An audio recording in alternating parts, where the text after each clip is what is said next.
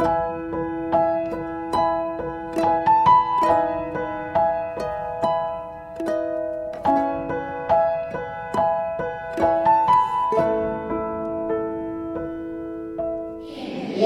shalom semuanya. Saya nggak akan khotbah lama-lama. Saya akan khotbah singkat ya.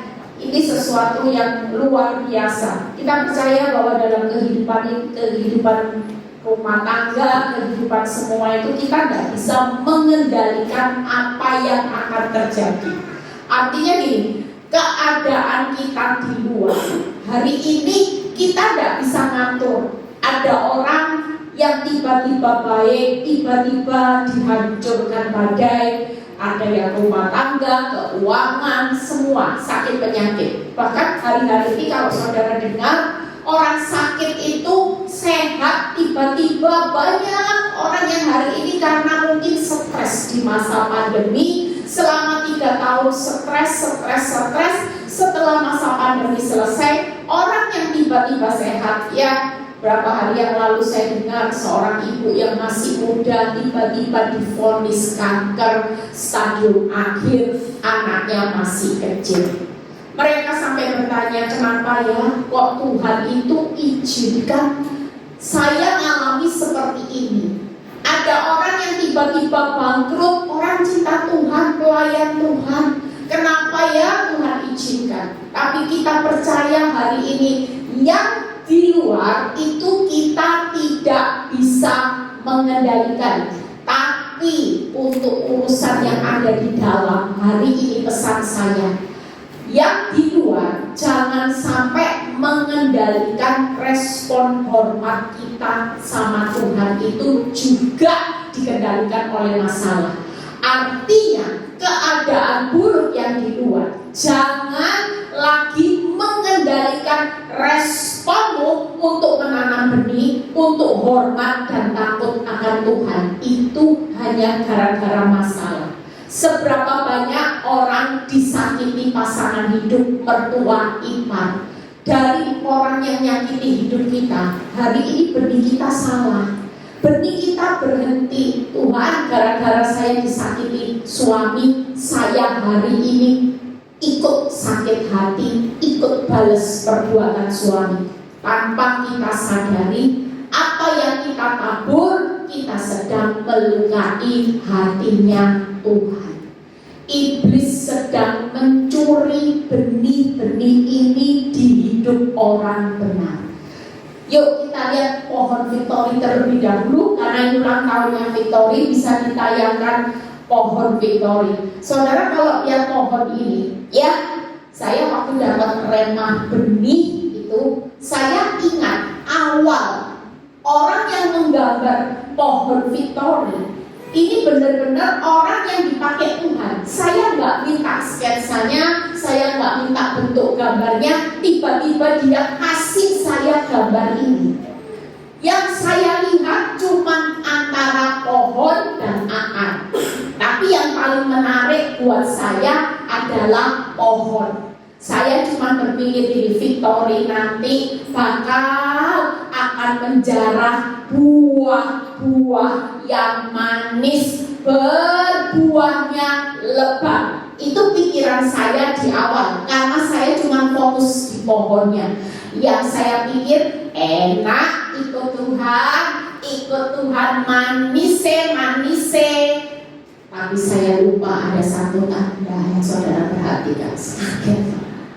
Saudara lihat antara akar dan pohon itu ada tanda apa, saudara? Salib.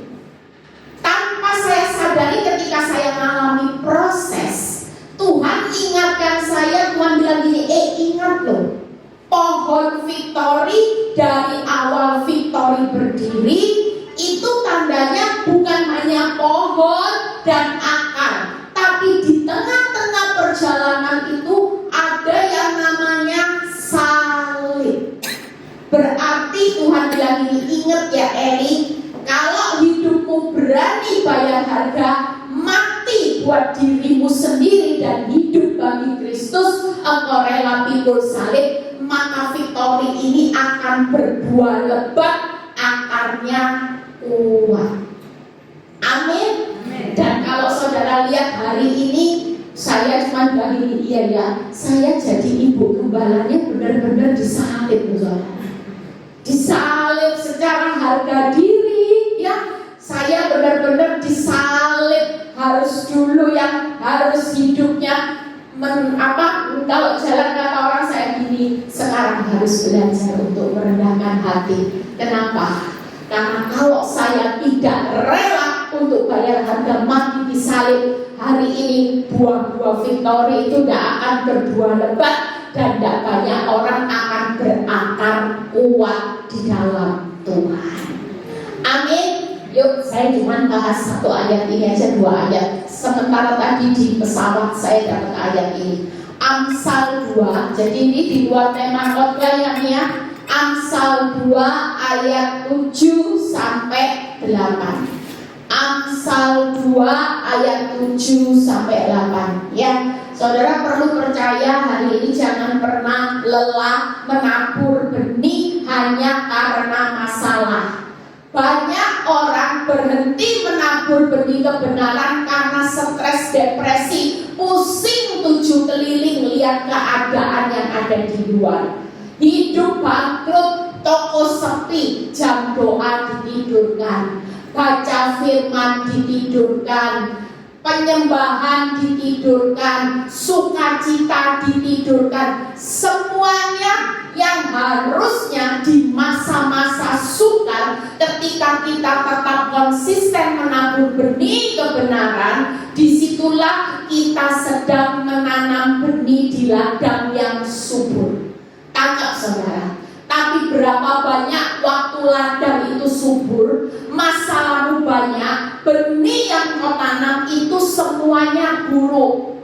Disakiti suami, Tuhan bilang gini, nak, waktunya nanam benih. Ini ladangnya subur karena praktek langsung. Lah kalau selama ini kamu baik, suamimu baik, apa upahmu? Itu firman Tuhan di Matius 5.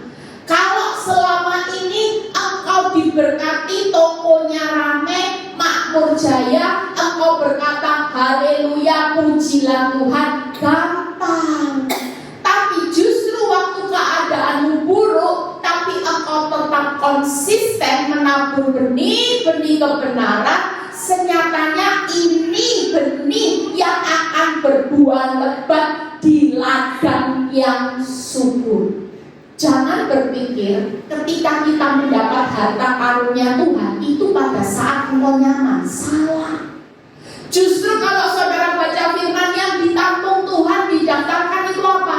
Yang didaftarkan air mata, yang ditampung air mata, penderitaanmu, rasa sakitmu, semuanya didaftarkan sama Tuhan.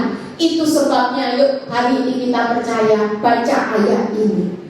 Ia menyediakan pertolongan bagi orang yang jujur.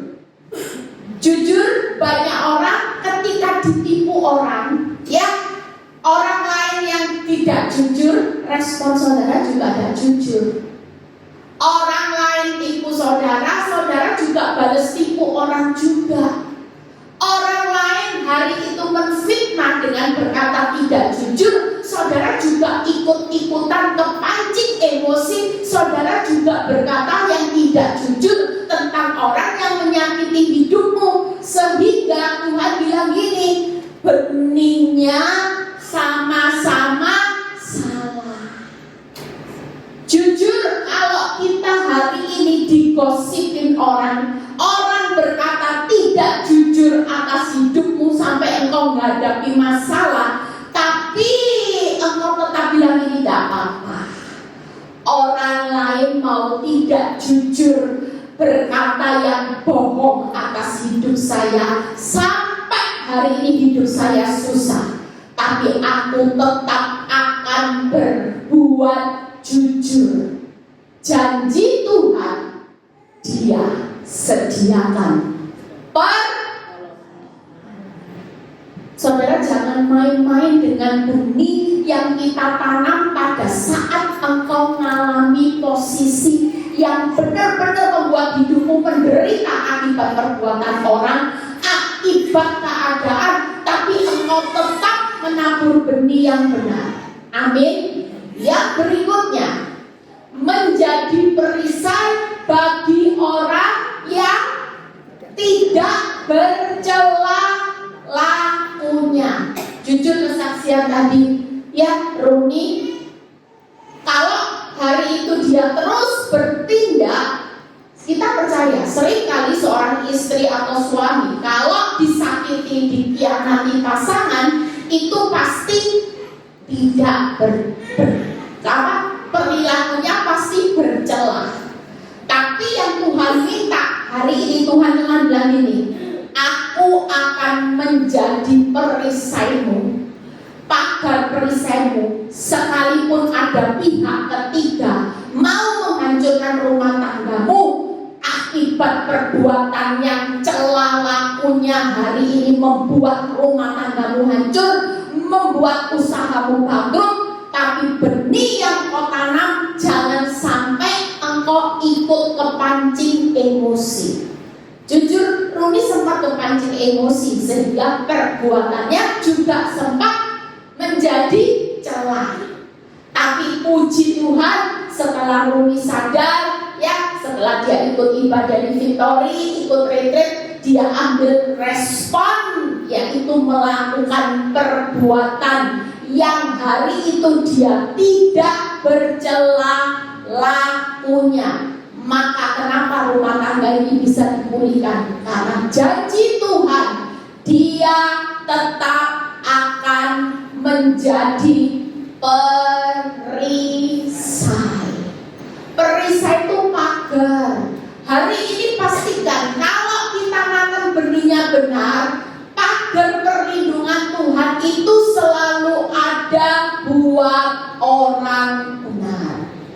Justru waktu kita diperlakukan orang yang bercela lakunya, tapi kita berdiri tidak membalas, kita tidak marah, kita tidak simpan amarah, kita ini sedang berdiri atas perbuatan yang tidak bercela lakunya. Percayalah, engkau akan menikmati perlindungan pagar perisai Tuhan. Amin. Yang terakhir, yuk kita baca 8-nya. Nah ini 8, sambil menjaga jalan keadilan, ya, dan memelihara jalan orang-orangnya yang setia. Makanya kenapa saya sering ajarin ibu-ibu, suamimu tidak setia, tetaplah setia.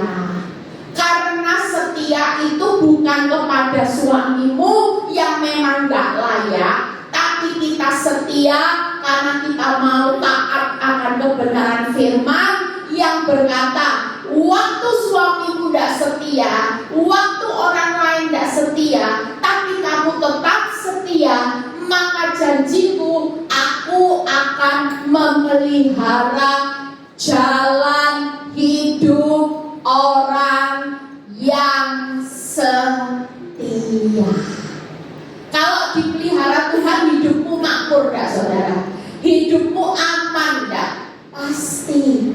Itu sebabnya hari ini jangan pernah takut. Kita semua hari ini pulang nanti benihnya diinget-inget. Bu Eli pesan tadi, pasti ada 3P yang akan Tuhan lakukan saat kita menanam benihnya yang benar. Yaitu apa? P yang pertama, ada pertolongan bagi orang jujur. Amin. Orang lain tidak jujur, emangnya gua pikirin. Yang penting yang di luar jangan kendalikan respon benarmu untuk terus konsisten menabur benih. Yang kedua yang kita bawa pulang yaitu perlindungan bagi orang yang tidak bercela lakunya. Orang lain mau berbuat jahat, kita jangan sampai gara-gara suami selingkuh, kita yang tadinya hidup orang benar jadi orang yang sakit hati, kepahitan, benci, amarah, dendam, sehingga kita juga gagal dalam menabur benih kebenaran. Kita jadi orang yang cacat lakunya. Amin. Kita semua jangan mau kalah. Kalau kita mau lihat nanti benih ini akan berbuah lebat seperti pohon victory. Bukan hanya nanti kemuliaan-mu yang lebat, tapi engkau juga akan berakar kuat. Jadi anak Tuhan bukan anak Tuhan yang imitasi, tapi anak Tuhan yang benar-benar punya respon yang benar. Orang benar yang hari ini di pemandangan Tuhan bukan pakai topeng rohani. Makanya tadi seperti kesaksian Runi, ada banyak pelayan Tuhan yang bisa dihancurkan oleh iblis karena pelayanan hanya sekedar rutinitas, tapi mereka tidak pernah konsisten untuk menjaga benih-benih mereka. Kita sebagai anak Allah, khususnya ibu-ibu yang saya ajarkan hari-hari ini, kita hidup di masa yang makin jahat. Makin jahat, orang raja tega akan bermunculan. Tapi satu hal yang perlu kita pegang sebagai benih anak Tuhan, benih ilahi, yaitu kita tetap punya identitas. Anak Allah itu selalu penuh kasih, penuh senyum. Bukan lagi hidupnya cemberut, kudangil, enggak. Walaupun di tengah badai yang besar, suamimu limited edition, engkau tidak perlu gara-gara suami jahat engkau berespon salah. Walaupun kita hidup di lingkungan yang disakiti, kita tetap penuh kasih dan penuh senyum. Itulah identitas anak Allah. Amin. Jadi 3 hal ini ya. Apa 3 hal? Pertolongan, perlindungan, dan pemeliharaan. Sekali setia, tetaplah setia. Nah ini contohnya. Orang walaupun hujan, ya, saudara tetap setia. Tadi yang basah-basah saya percaya, pulang dari tempat ini Tuhan lihat kesetiaan saudara untuk hadir. Saya percaya Tuhan akan memberikan bonus-bonusnya yang saya nggak tahu. Amin. Amin. Tadi saya duduk di situ, saya bilang, Tuhan kok hujan ya Tuhan?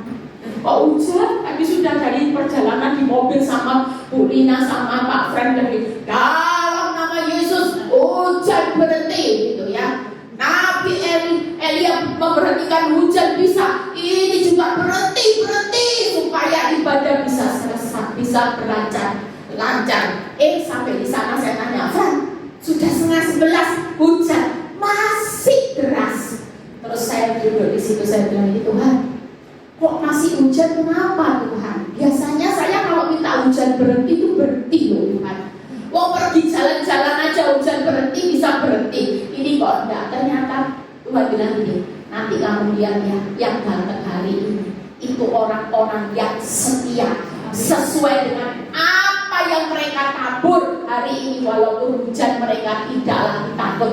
Hujan sama cintanya sama Tuhan, dia yang berani lebih bayar harga untuk setia datang ke tempat ini. Amin. Amin. Yang terakhir sudah kan, ini mau acaranya sudah tutup ya. Mungkin ada tanya jawab. Yang terakhir Mia buka, ini yang kita pegang di akhir zaman. 1 Korintus 15 ayat 58. Yuk, kalau sekali menabur benih, jangan pernah tanggung-tanggung. 1 Korintus 15 ayat 58. Apa yang Tuhan mau ketika hari ini kau menabur benih? Selain jangan sampai yang di luar mengendalikan responmu ini. Karena itu saudara-saudaraku yang kekasih, berdirilah teguh, jangan goyah, giat selalu dalam pekerjaan Tuhan, sebab kamu tahu bahwa dalam persekutuanmu dengan Tuhan, jerih payahmu menabur benih tidak pernah sia-sia. Amin. Jadi jangan bilang ini Bu Eli setia sama suami limited edition, gak berubah. Gak boleh berpikir seperti itu.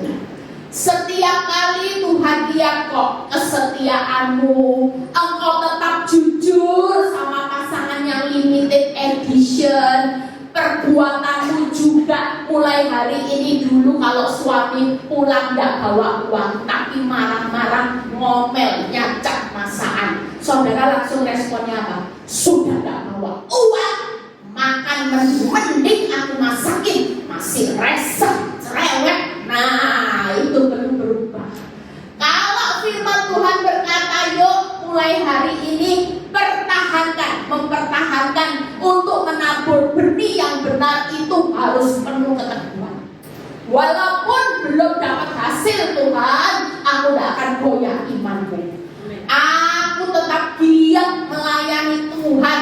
Aku tetap memprioritaskan. Aku tetap setia sama Tuhan, karena aku tahu jerih payahku menabur benih benar bersama Tuhan tidak ada kata sia-sia.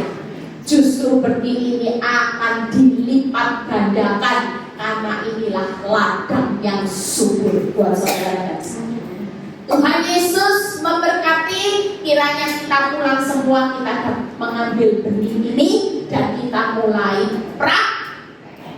Ya, siapa yang punya gesekan sama mertua, walaupun hari ini sampai hari ini dia masih sehat, dia masih kuat maki-maki saudara, kekuatannya masih energizer, saudara tidak perlu berkecil hati. Tetaplah setia menabur benih. Tuhan Yesus memberkati. Tuhan, terima kasih kalau hari ini kami dapat pesan rema Tuhan.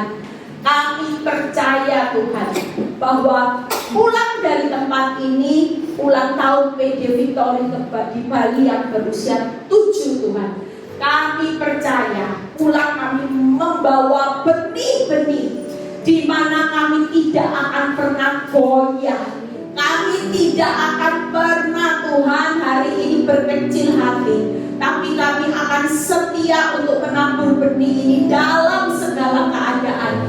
Mau keadaan kami baik, benih kami tetap baik. Mau keadaan kami tambah buruk, benih kami tetap baik, karena semuanya sedang diperhitungkan oleh Tuhan. Terima kasih Bapak. Kami percaya PD Victory Bali ini ada selama 7 tahun, bukan perkara yang sia-sia. Engkau punya tujuan khusus buat kami ada di kota Bali. Biar kehadiran kami di kota Bali ini berdampak berbuah lebat sesuai dengan gambar pohon Victory, di mana kami akan melihat buah-buah pertobatan, akar yang begitu kuat terbangun di atas dasar iman kami kepada Yesus, sehingga kami hidup menjadi berkat buat banyak orang. Berkati juga seluruh pengerja, Bu Mula, Bu Lina. Kami percaya jerih payah mereka juga tidak akan pernah sia-sia. Terima kasih Bapak untuk kebaikan-Mu. Engkau memberkati jemaat di PD Victory Bali ini Tuhan. Kami pulang kami yang setia sesuai janji-Mu. Kami mendapat pemeliharaan Tuhan. Kami pulang dengan bonus